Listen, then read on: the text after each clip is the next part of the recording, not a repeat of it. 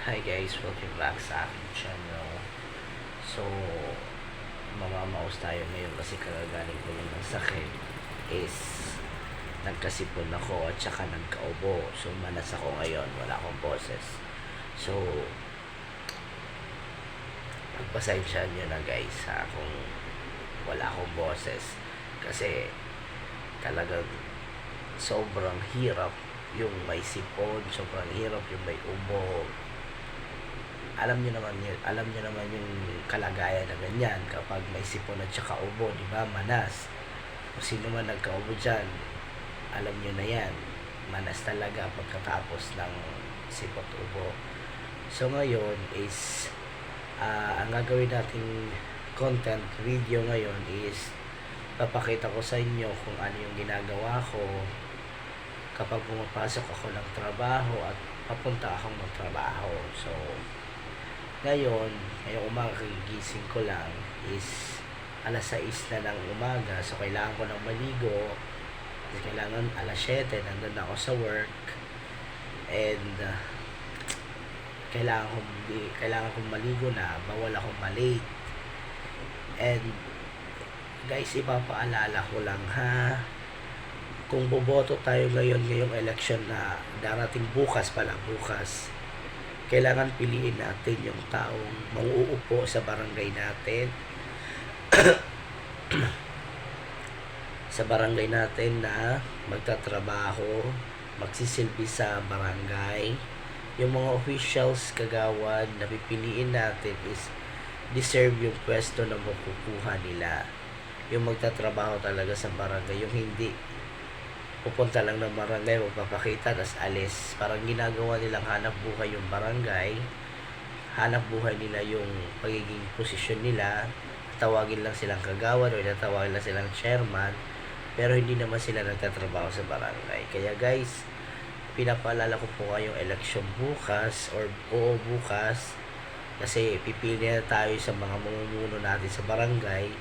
Pumili tayo ng wais at sapat at yung magtatrabaho sa barangay.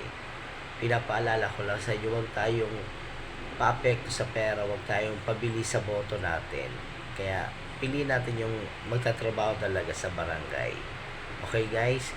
Kasi mahirap mamili ng isang barangay officials na binoto mo at saka hindi naman magtatrabaho. Kawawa yung barangay. Kasi pag merong mga party, may mga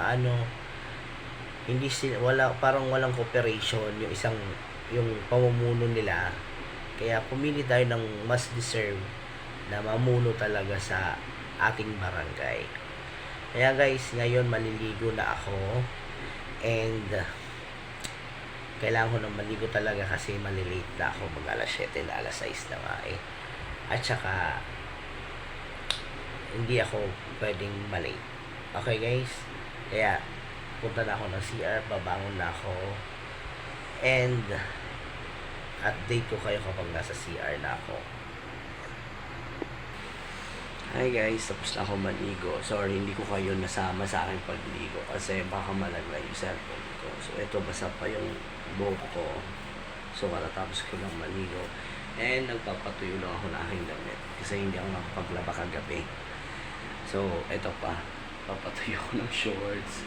Ito, pajama. Ito yung buhay na buhay solo solo lang sa buhay na walang naglalapa, walang nag-aasikaso. Solo lang. Kaya kayod-kayod lang tayo guys. So, samahan nyo ako, papunta lang ako ng trabaho. Will be back. So, ayun guys, nakapagbihis na ako and nakapag-attire na ako.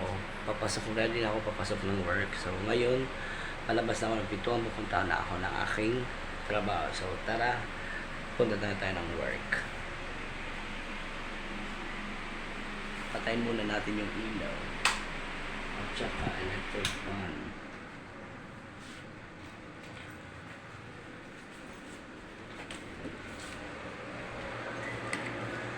So, I can. Patay na yung electric fan, namatay na yung ilaw. So ngayon, papunta na ako ng aking work.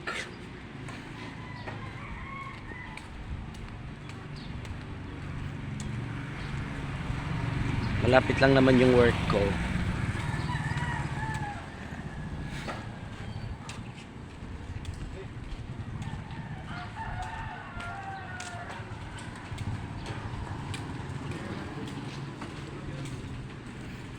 Ayan, yan yung work ko. Nancy's Eatery. So, malapit-lapit din.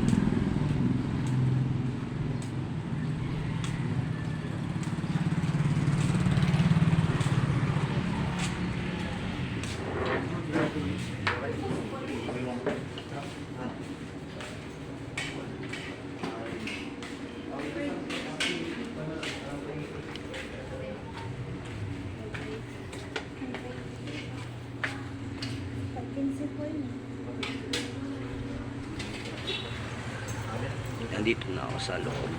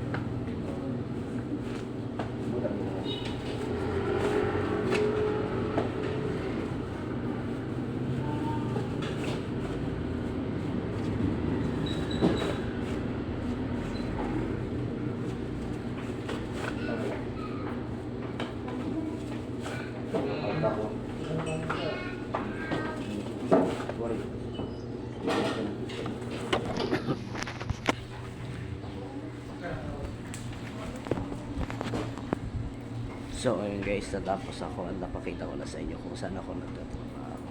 Don't forget to subscribe my channel. Bye!